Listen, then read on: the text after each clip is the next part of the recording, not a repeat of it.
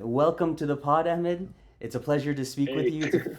And thank you so much, Tassif, for making the intro. That's really, really wonderful. We really appreciate it. And I guess let's go ahead and dive into the pod. Tell us a little bit more about yourself, Ahmed. absolutely, man. Thanks for having me, guys.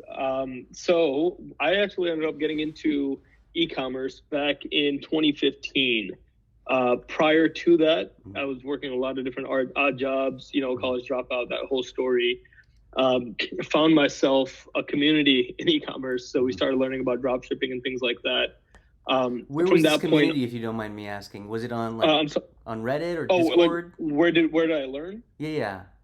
Yeah, so it was interesting because there was a kid in our community. His name is Atik, and I used to play basketball with him all the time. And he was really on point with his career. Like he was valedictorian, things like that. And so we'd always play ball together. And he brought up one day that he made like just casually. By the way, we're just speaking, and he's like, "Yeah, I made $35,000, selling a T-shirt online."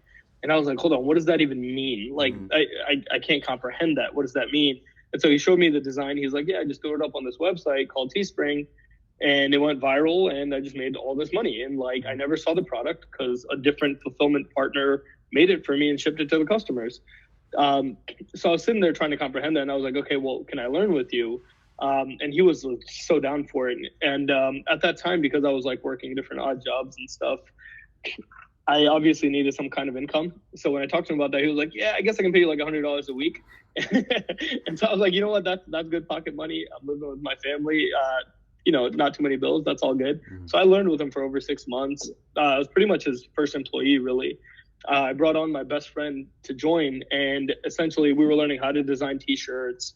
At that same time, after about 3 months, we learned about drop shipping. So we bought a course online from Ecom Empires or something like that. Mm-hmm. And then we took that course and taught us about Facebook marketing, how to build a Shopify website, how to source products from AliExpress. So we just replicated exactly what we learned. Very quickly, within a year, Atik realized that myself and our other partner Adib were pulling a lot of weight. So we pretty much discussed equal partnership. From that point on, we've been equal partners all the way up. Oh wow, that's awesome. Yeah. So And I guess yeah. from just to stop there for a brief second. So you have this chance meeting. You learn about e-commerce. This guy tells you that he's making 35 grand off of a shirt, right? So from that moment to like getting your first sale, can you describe that journey a little bit? Absolutely. So for me, I came in not knowing anything about business, not even wanting to be a business owner. It was just a chance to experience something new. And I was excited for that because, again, I'm someone that has held many different odd jobs, from being a waiter to working in offices to retail. So I was just excited to learn something new. That process of learning, I guess, in e-commerce has never stopped since then. And I realized I fell in love with the process. It was quite literally the process of learning how to list products, how to find and research winners, how to make creatives, things like that, all of which we fell in love with. That love essentially has continued. And that's why I continue to stay in this industry, really. So it was just the love of the process. Got it. So I guess describe to me your first sale. Like, who do you remember that first sale, that first cling after the Shopify store went up, and just describe to us what that moment felt like. So it's funny because we never expected it to happen Mm-hmm. when it did, right? Our very first website was called Teespring, or sorry, not Teespring. It was teabrewery.com. It's a website where, we brew teas out and we give them out. It was like a play on words that we thought was Mm-hmm. funny at the time. We came up with so many different designs and had listed them. We started so many ads and practically nothing worked. The very first product that we sold, I think, ended up not being a t-shirt. It ended up being some random jewelry ring off of AliExpress. It was a play on Game of Thrones, like the star and the moon, something like that. So we listed that up, and then, obviously it was copyright, but that's what allowed us to get the sale because the interest was there. Mm-hmm. So when that happened, it kind of like pinged something in us where we're like, okay, well, we shouldn't be selling random things. We should sell things to audiences that already exist. Got it. So yeah, I mean, obviously, when that first sale came in, it was just a moment of like, alhamdulillah, I can't believe this happened. What we're doing is actually working. Why don't we double down on this now? So That's exactly how it this went brings down. up a question, which is like, so from the moment that you had that 35K, that person telling you, to having your first sale, what was the time frame like? Was it like a couple months, 2, 3 months, 4 months, 5 months? So, I mean, for the first sale, it wasn't too long, right? I want to say it was probably like 5 months. Mm-hmm. I count that as our first sale and not some of the ones that we were doing on Teespring with that partner, Mm-hmm. because that was his business. That wasn't my business at the time, if that makes sense. No, but you were learning. So I So mean, you learned from I was that and then learning. implemented that in your business, Exactly. right? So, And so when we launched that website together, which became, my business, that was the one that I really counted as like my first sale. And so it was, I want to say about 5 months. Needless to say, these things take a lot of time. mm, And I think when it comes to a lot of new entrepreneurs, especially with what you see on social media wasn't that apparent back then as it is now. All you see is the success. All you see is winning and people buying luxury items and this and that. And like, you think that it's supposed to happen overnight. So a lot of people that get into this industry now, when they don't see that success happen within 7 days, 14 days of starting, they're like, oh, well, this is a scam. of It course, wasn't meant for me, because or they it's a didn't try scam, it. They right? didn't know the right things to do or the sequence of things to do in order to get to the next step, which Or would allow have the them to real have that. Of expectations. course, it's That's what true. I feel like it is. I think And if I any, think when you learn from good people, they tell you about those real expectations. They tell you that, hey, it's going to take 6 months for you to figure this thing out at a minimum. mm, Whereas, course shovelers quite often, won't set those expectations. They'll tell them, hey, you're going to become a millionaire overnight. And when that happens, you get people that are really upset with yeah, of course, that what makes they got sense. into. So after you established this initial business and your first sales occurred, in terms of doing product research and development at that time, I'm guessing it's very different than what it is today, right? Because back then Yeah. you might use Google Trends, Google Analytics, Facebook ad libraries to look at stuff. But nowadays, what are you guys looking at today to figure out what products you can actually sell? Or is it all pretty much custom? Because based off of the research I did, I saw that you had a bunch of basically custom fulfillment brands. I don't know if Absolutely. that's the correct term to use, but basically um, those custom products are then immediately shipped off from, I guess, your warehouse in Orlando, because now you're vertically integrated, whereas initially Correct. you probably were not, right? So can you maybe That's right. Yep. walk us through the journey of being like total drop shipping all the way to vertical integration? What does that look like? Absolutely. So this is where the story kind of picks up from having launched that very first brand. It was a gimmicky brand. It was something we Mm-hmm. were drop shipping from AliExpress from China. We toyed with different niche brands after that.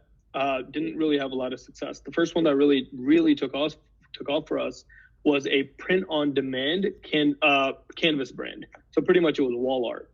And so we had suppliers from AliExpress as well for that one. But what happened was, from the day that we launched in November of, I believe it was 2016, we started like having incredible success, really high margins. That very first month was almost $100,000 in revenue. Second month was like Wow. 250. So this is top When line, that right? This is happened, not like net. no, this is top line. Got it. Yeah, and net at that time, to be honest, was like 45%. It was Oh insane wow. because the cost of advertising was so Mm-hmm. cheap at that time. So we looked at that and we had a horrible fulfillment experience.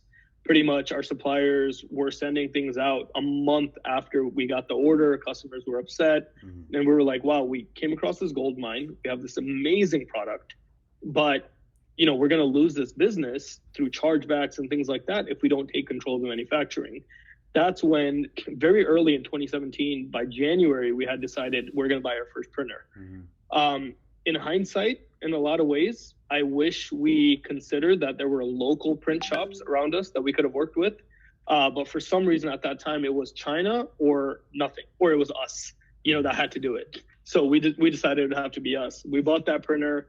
We hired our little cousins and started manufacturing, making canvases, learning off of YouTube, literally, in a very small 1,000 square foot warehouse that we got. And from that point on, it really did grow. As we grew the brand, we had to scale up the warehouse We had to hire more people. We had to become efficient with our systems. We very quickly realized we had the extra capacity. When we had the extra capacity, well, why waste that? Why not go to our competitors and bring them on so that they can be our clients and we can profitize our manufacturing? So that's exactly what we did. And since then, like you mentioned, going into manufacturing for ourselves, we don't just make stuff for our own brands. We have 50 plus clients now, some of which are multiple 7-figure revenue brands that exclusively buy from us. You can say they drop ship from us. Got it. And so like that's kind of been the timeline. And to be honest with you, manufacturing is something that's very difficult. It seems like it just kind of happened overnight, but really it was a 4-year process to optimize, to hire managers, and to be hands off from that business, which is, now alhamdulillah, completely hands off. Wow.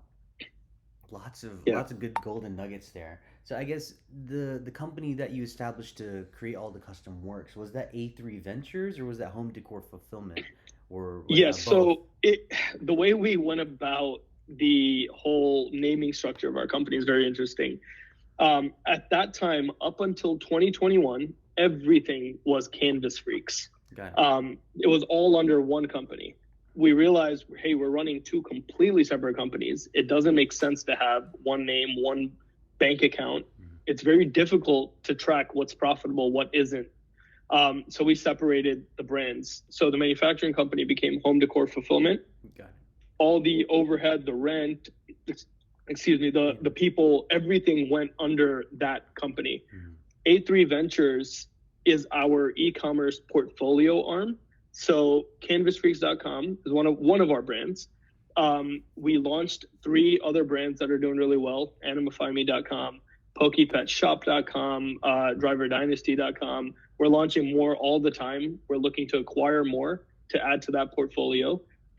So we really operate it as 2 different companies. It's the manufacturing company, and then it's the e-commerce retail company.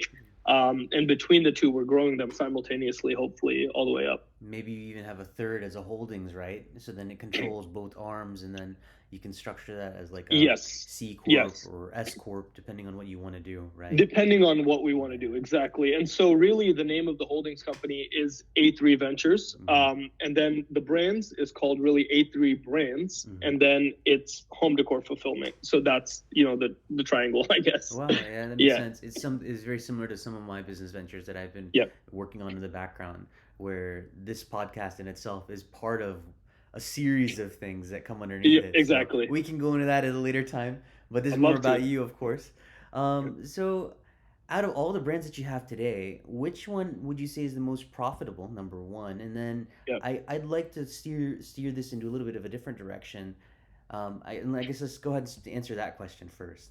Absolutely. So I'll start by telling you what's not the most profitable. So what's not the most profitable is the manufacturing. The amount of overhead, the amount of, just like machinery and people and things, like it is very, very difficult to manage. It's capital intensive, like any sort of supply capital chain business. intensive beyond. And obviously, being Muslim, we try not to take on debt.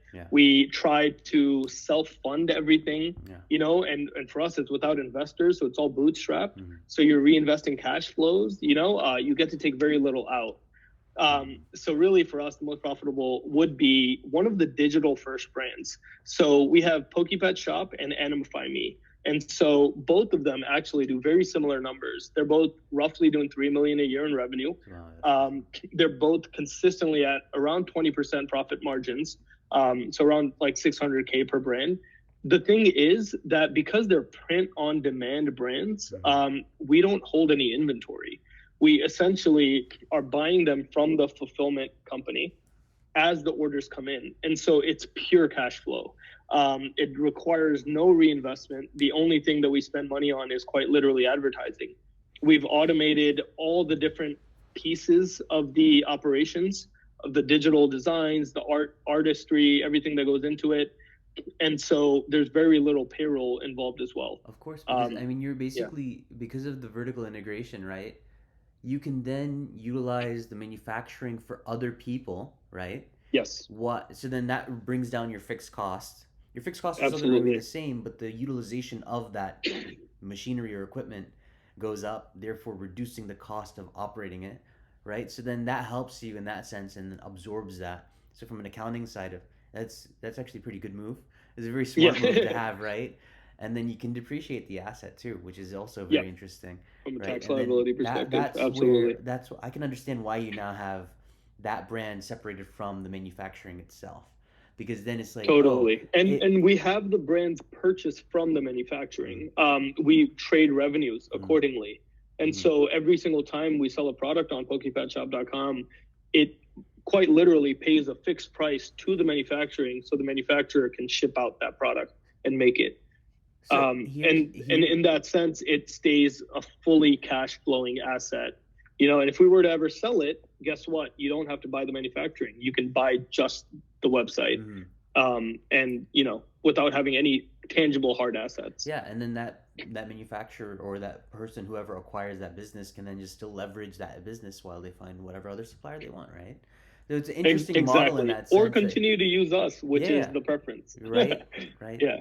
But if you can scale the manufacturing, that would also help, and then that way you can get your operational efficiency up, and like it's very interesting how you have it set up for sure. It's Um, for sure. so then this It's a leads, volume game. yeah, That's really what manufacturing it always is. has been a volume It game. has to be, man. Like, and when it's slow, like you'll see very quickly that Mm, due to your gross overhead, right, your total overhead and things like that, like you can be negative very quickly yeah, if you don't maintain that yeah. top line revenue.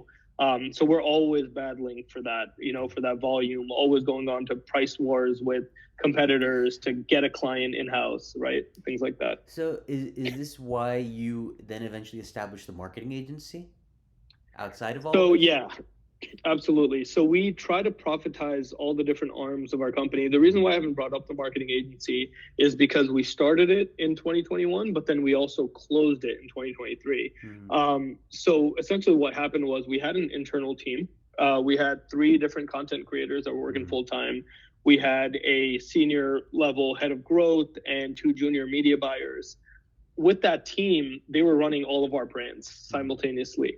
We realized that, hey, same thing as the manufacturing, we have the extra capacity. Why can't I take on 5 additional e-commerce clients, leverage my knowledge and my team, mm, and bring on an additional 50,000 in revenue a month, which theoretically, because you're not hiring more people, is pure cash flow.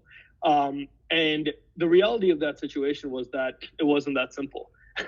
So running a agency it can get very difficult very quickly, mm, meaning that there's a lot of complexities involved. You're going to spend a lot of money on acquisition of clients, a lot of mm. churn in that game, when you're not immediately successful. So yeah, we started the agency, but then we closed it, but Mm. it made sense at the time to open it. Got it. Very interesting also because actually a buddy of mine is outside of a couple of people I know. A buddy of mine was trying to establish his own agency. He's like, "How do I even start this?" And it's like, Yeah. yeah, acquiring your first customer is always the pain point, right? Just finding that one person who's willing to believe in you and then putting the money into the business and then you deliver that service. So customer fulfillment or maybe level setting expectations with your client or your customer, that's very key in terms of growing that business from my understanding. 100%. So completely get that. I guess let's It's such a high churn game, mm, right? It requires a inbound, mm, constant inbound.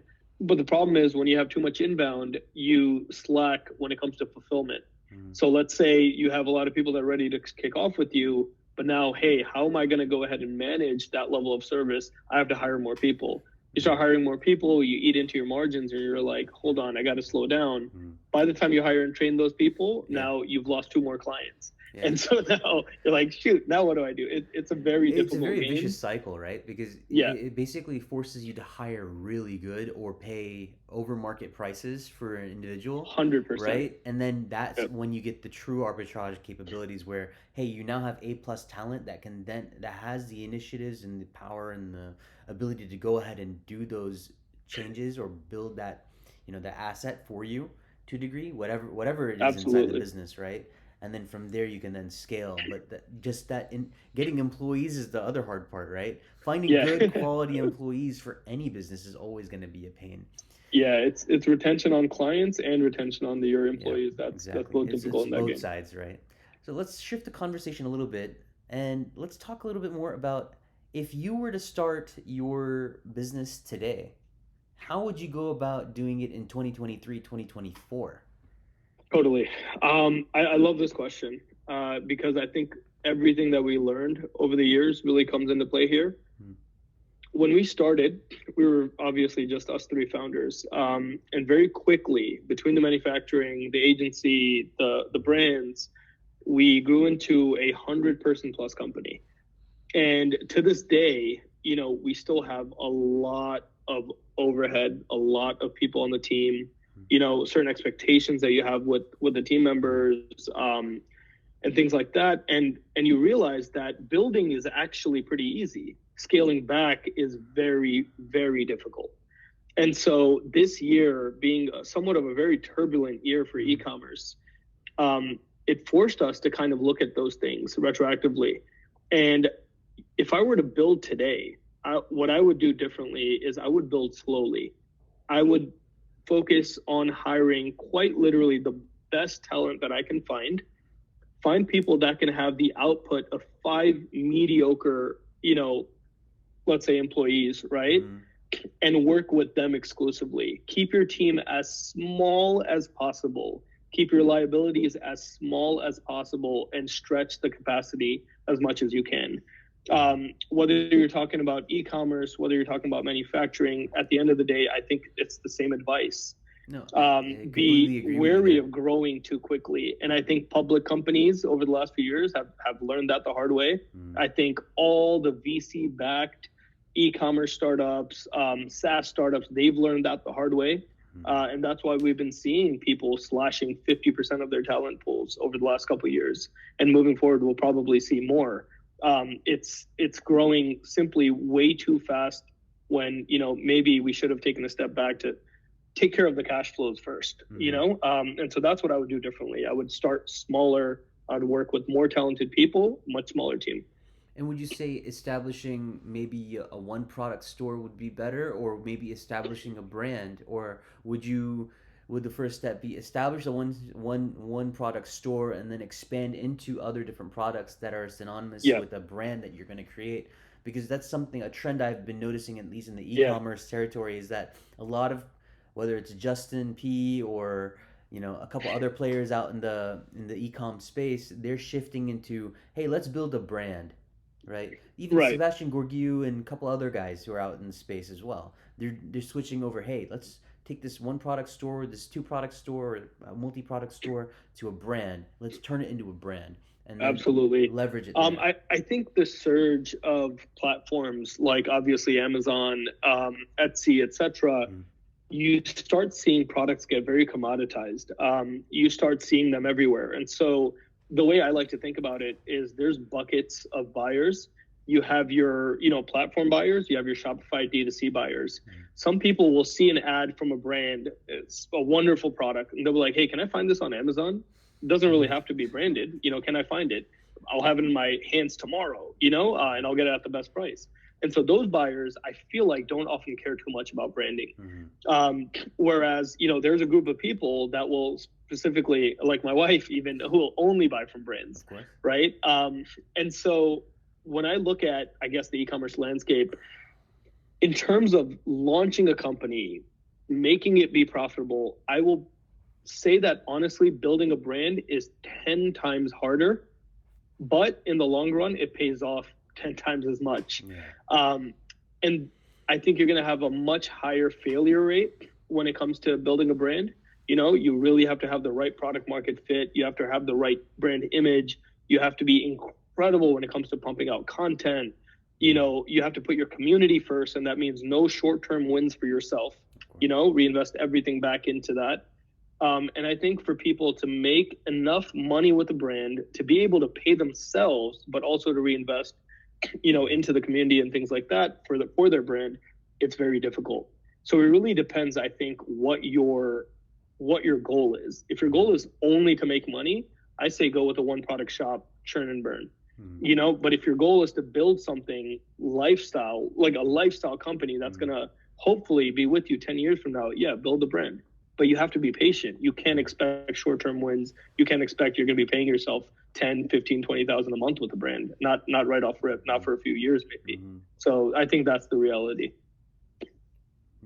It, it's a good question, and thank you for answering that. I Yeah, really appreciate it, because absolutely. then that gives us like, maybe a young entrepreneur is watching this and they're thinking, okay, in 2023, 2024, how do I build my own business, right? Because maybe they're Absolutely. searching for their own little their own little nugget of cash, right? Whether that's through TikTok. Actually, TikTok recently released like a TikTok shop, Yeah. right? So that's an interesting new foray for some people to actually make some solid money.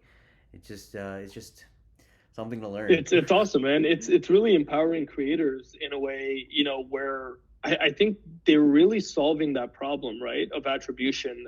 When you think about influencer marketing, it's a massive, massive, probably billion-dollar industry, Mm-hmm. right? And in that industry, you have always had this issue where, hey, my store is getting 100 orders a day, let's Mm-hmm. say. If I were to do an influencer promotion, how do I track what sales came from them? You Mm-hmm. can use UTM links, Of you can course. use discount codes. It doesn't ever give you the full picture. Mm-hmm. Now, with TikTok Shop, a creator posts something, every single sale is tracked. They're getting, not paid from the brand itself, they're getting paid from TikTok, who's like grabbing this money, and Mm-hmm. giving it out to the creator before they even pay the brand, um, which is incredible, I think. And so obviously, I think empowering creators is super super Mm-hmm. important. We're seeing Facebook and Instagram respond very quickly Mm-hmm. with Amazon, because now they're doing like Amazon integrated kind of a TikTok shop, but Mm-hmm. for IG, which Facebook is the master copycat, Of right? course. But they copy what works, and Yeah. so you got to give it to them, right? All right. And so we're going to see that same thing happen on that side. It's an incredible thing for social So commerce. let's say some kids watching this and he's wanting to start. Is there any particular course that you would recommend about drop shipping or establishing a drop shipping store on Shopify or any other platform Yeah, that would make sense, or would it make more sense to reach out to you directly? What would be the better yeah, thing to yeah, be here? totally. I mean, absolutely. Anybody can find me on Instagram Mm, at my handle, which we can plug in, mm, and reach out to me. I try to be very responsive because I was in that shoe, mm, at one point, and I think we all were.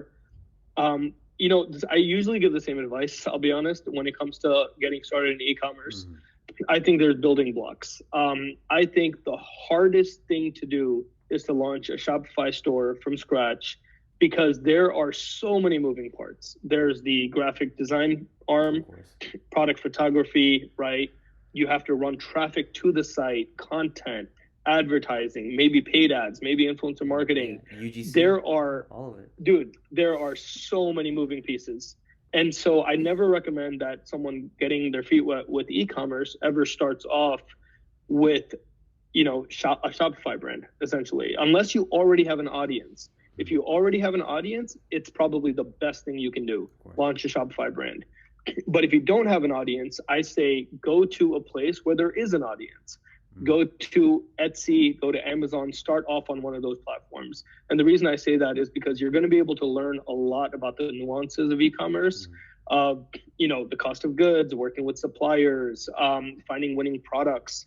All of those things you can do on a platform, but it's also just a lot easier. Specifically, Etsy is the best place. I say that with print on demand, yeah. because again, $0 up front.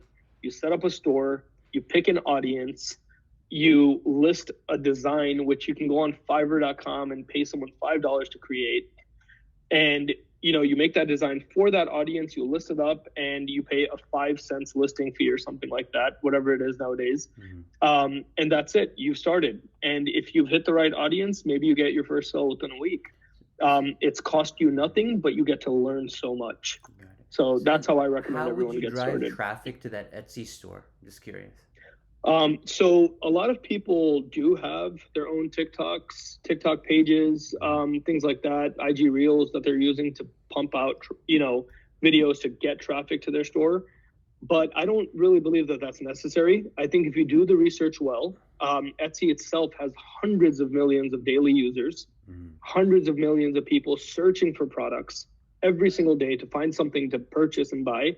And so if you do your research well, if you find the right category of product for the right audience, then you can make your product specifically for that audience.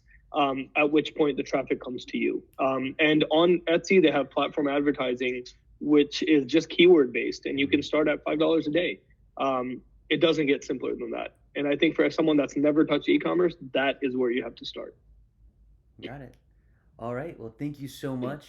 Where can we find you on social outside of Insta? Yeah. So Instagram is the best place at Okay. D2C Ahmed. But other than that, definitely they can shoot me an email, find me on LinkedIn, Ahmed Al-Sayeed, or Twitter, D2C Ahmed. All of which, I'll be responsive. So All cool. right. Thank Perfect. you so much for doing the interview at such a short notice, and Yeah. it's great seeing Absolutely, you. man. And Thanks for having me. Yeah, of Thank you, course. guys. I Inshallah, appreciate it.